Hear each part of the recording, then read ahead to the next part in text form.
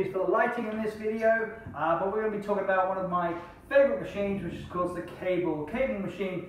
Now let's just go to the standard exercise that everyone knows, and that's a cable fly. Okay, this is the one where you go out from the side and you come in. But the question today is, do you come to the center or do you cross over? Now, different people think different things with the fly. This is just my personal perspective on this one, my personal take. So, obviously there's different versions. You can go high, you can medium, you can go low.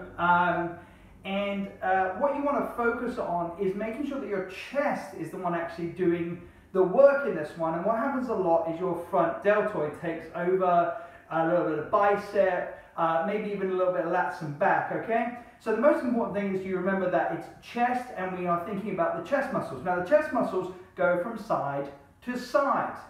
To grow them, we must stretch and we must squeeze them, okay? It's not so much about forwards and backwards as in and out, which is why the cable fly is such an amazing exercise, because it gives that constant tension, what we call TUT, time under tension. It gives that stretch and it gives that squeeze, and you're having to resist while you're trying to pull the hands together.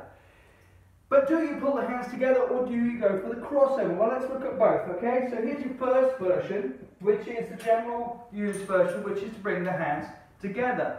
Feet square, knees soft, hips hinge, as I always say, abs tight. And what we're doing is bringing the hands together with the elbows out and the knuckles coming towards each other, okay? So we're going out here and we're coming back together here. See that the elbows are bent the whole time. And I'm going for kind of a mid-level version on the line of the chest.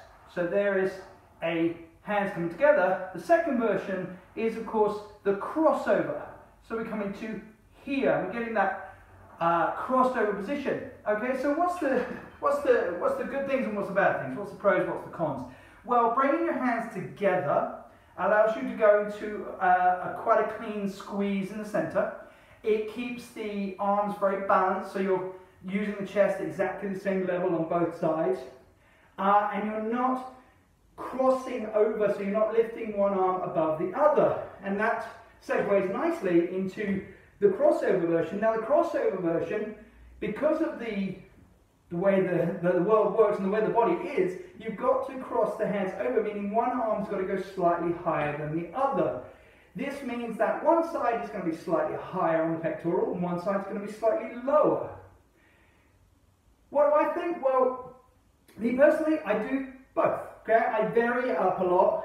When I do the crossover, I do prefer the hand on top, hand below. But what I will make sure I do is do an even number of reps, and I will do one side and then the other. So let's look at that one.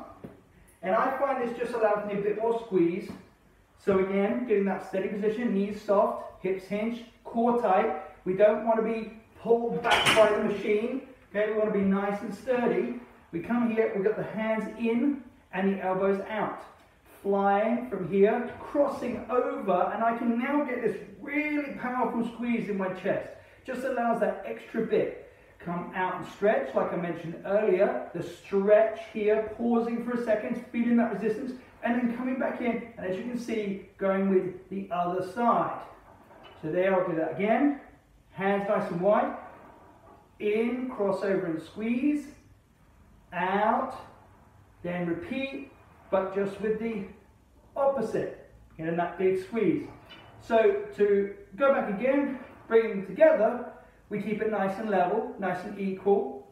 Going cross over, I just find that gets a deeper squeeze through the chest when you're in the center, but both of them are exactly the same on the out, getting that lovely big stretch, and you can really feel that for that stretch in the chest. But guys, just make sure that you have lots of variety in there, okay? It's such a great exercise, and I do think a cable machine is an awesome piece of equipment. If you take it from a high position with a cable crossover, you're going to be getting that higher stretch in the pec, but down the bottom you're going to be getting the lower pectoral a bit more in that one. So if you want to focus a little bit more on there, maybe that one's for you.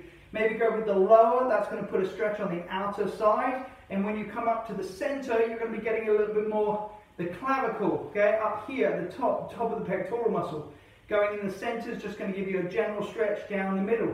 So, you know, look at your pectorals, look at the shape of them, and just work out where you want to hit a little bit more. It's really great matched with a bench exercise. But remember guys, the most important thing is minding the muscle, making sure you're getting that stretch and that squeeze. Thanks everybody. Please make sure to like, subscribe and comment. We do like to hear back from you on what you've enjoyed and anything you'd like to hear more about, okay? Also guys, if you do subscribe, we are giving a free NNN one-to-one online session to a subscriber in the near future. So please make sure to hit that subscribe button, leave us a comment, leave us something positive, give us a like, and maybe we'll be giving you a shout very soon. Thanks guys, have a great day.